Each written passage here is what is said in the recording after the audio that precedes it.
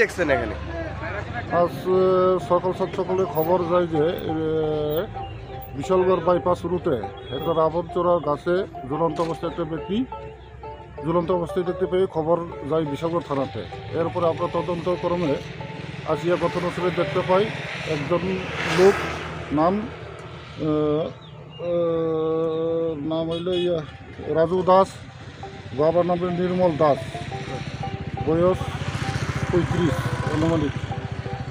এরপর আমরা হ্যাঁ ঘটনা তদন্তের জন্য আমরা বেরিয়ে আসি। ওখানে তদন্তের পরে যে আমি আমরা বিশ্বকর মহকুমা হাসপাতাল দিয়ে ময়দান তদন্তের জন্য আমরা নিয়ে যাইতেছি। স্যার এই জায়গাটার নাম কি? এই জায়গাটার নাম হচ্ছে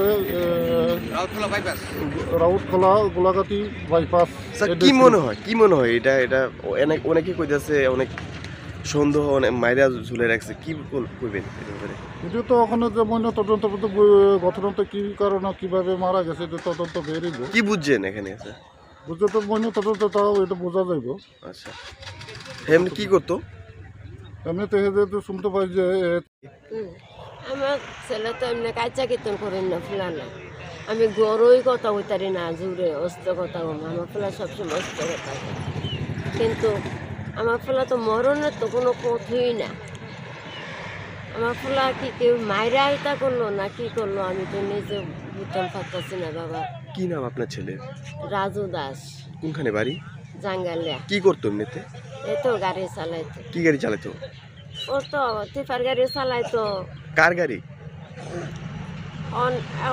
মানুষের যে প্রথম আরে বাদল পাল্লার গাড়ি নিয়ে চালাইতো, সবার গাড়ি তো চালায় বাবা। আমি তো জানি না, আমার কাছে তো বাইরের কথা। ঘরে আপনার ছেলে বিয়ে করছে? না না, আমার ছেলে বিয়ে গেছে। বাড়িতে কে কে আছে? ওই তো আমরা মা করি। আপনার কি মনে হয়, মানে কি বুঝতেছেন? আমি তো বুঝতে পারতাছি যেমন আমার ফুলারে কে মারি হয়েছে এলাক্র না কিতা বাবা। আমি তো মাথা ডোহাইতাম পারতাছি না। আপনার নাম কি? আমার নাম সুবর্ণা। জাঙ্গালে কোনখানে বাড়ি? জাঙ্গাইলা ও সুবল শাশুবন্ধু। এবারে এসে সকালবেলা আমার কিছু লোক গিয়ে খবর পেয়েছে আর কি যে